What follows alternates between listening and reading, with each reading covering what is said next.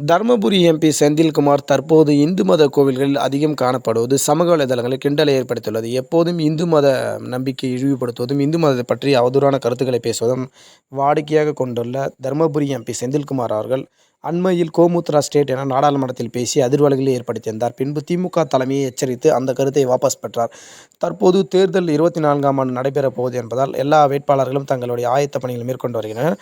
அதன் அடிப்படையில் இந்து விரோத மனப்பான்மையுடன் செந்தில்குமார் இருப்பதாக பல்வேறு தகவல்கள் வெளியாகிய நிலையில் அந்த நினைப்பை தவிடுபொடியாக்க தற்போது கோவில் நிகழ்ச்சிகளில் கலந்து கொள்ள செந்தில்குமார் அவ்வப்போது கலந்து கொண்டு வருகிறார். இருந்தபோதிலும் எதிர்க்கட்சிகள் அவர் எப்போதும் இந்து மத சிந்தனைகளுக்கு எதிர்ப்பாக நிற்கக்கூடியவர். எப்போதும் இவர் மாற்று மதங்களை விமர்சனம் செய்ததில்லை, ஆனால் இந்து மதத்தை மட்டுமே விமர்சனம் செய்வார். எனவே இந்த தேர்தலில் இவருக்கு சீட் கொடுத்தால் பெரும்பான்மையான திமுகவில் உள்ள இந்துக்களே கூட இவருக்கு ஓட்டு போட மாட்டார்கள் என எதிர்க்கட்சிகள் பிரச்சாரம் செய்து வருகின்றனர். ஆனால் திமுக தலைமையோ அமமுகவிலிருந்து தற்போது வந்துள்ள பழனியப்பன் அவர்களுக்கு இந்த தருமபுரி தொகுதியை ஒதுக்கினால் மிக நன்றாக இருக்கும் என திமுக தலைமை கணக்கு போடுகிறது. அதன் அடிப்படையில் பழனியப்பன் அவர்களும் இங்கு தேர்தல் வேலைகளை பார்த்து கொண்டு வருகிறார். ஆனால் செந்தில்குமார் அவர்களும் திமுக தலைமை இந்த இடத்தை மறுபடியும் நமக்கு தரும் என்று அங்கே வேலைகளை செய்து கொண்டு வருகிறார். யாருக்கு இந்த தேர்தலில் சீட் கிடைக்கும் என இனி வரும் நாட்களில் தெரிந்து கொள்ளலாம்.